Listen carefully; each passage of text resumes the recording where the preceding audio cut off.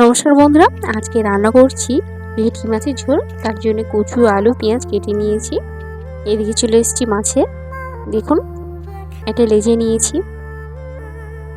লেজাটা দেখুন কত বড়। দুটো পেটি নিয়েছি আর একটা চাকা নিয়েছি। এদিকে নিয়ে দিচ্ছি জিরে বাটা। মাছটা কিন্তু অনেকটাই বড়। ওভেনে কড়াইটা বসিয়ে দিয়েছি, গ্যাসটাকে জ্বালিয়ে দিলাম। কড়াইটা অনেকটাই গরম হয়ে গেছে, এবার তেলটা দিয়ে দিচ্ছি। তেলটা গরম হতে থাকুক। চলে এসেছি মাছগুলোতে নুন হলুদ দিয়ে দিতে ভালোভাবে। স্বাদ মতো লবণ দিয়ে দিলাম আর দিয়ে দেবো হলুদ গুঁড়ো। দিয়ে এবার ভালো করে মাখিয়ে নেব। মাখানো হয়ে গেছে। এদিকে আমার তেলটাও গরম হয়ে গেছে, কড়ার চতুর্দিকে লাগিয়ে নিচ্ছি ভালোভাবে। এবার মাছগুলোকে একে একে ছেড়ে দেবো।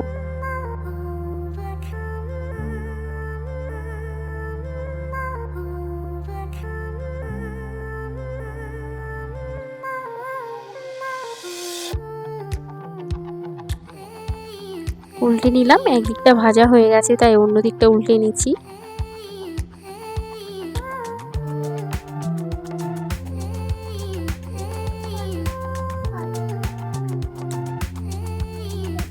দেখুন, আমার মাছটা ভাজা হয়ে গেছে। এবার তুলে নেবো এক এক করে।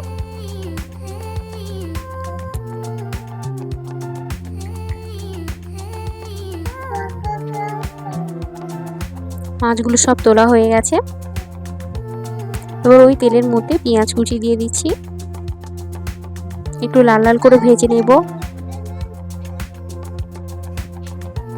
এবার দিয়ে দিচ্ছি আলু আর কচু একসঙ্গে দিয়ে ভালো করে একটু ভাজা ভাজা মতন করে নেব।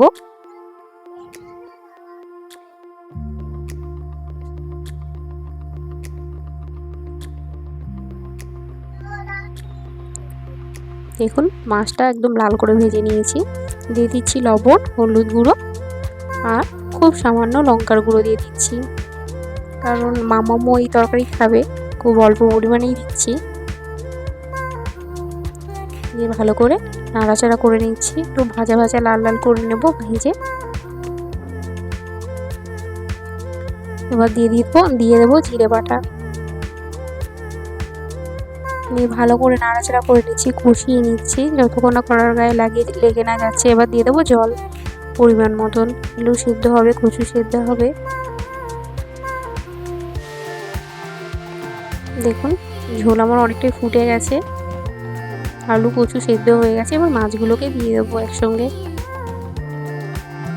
মাছগুলোকে দিয়ে দিয়েছি ঝোলের মধ্যে। এবার কিছুক্ষণ ফুটলে নামিয়ে নেব।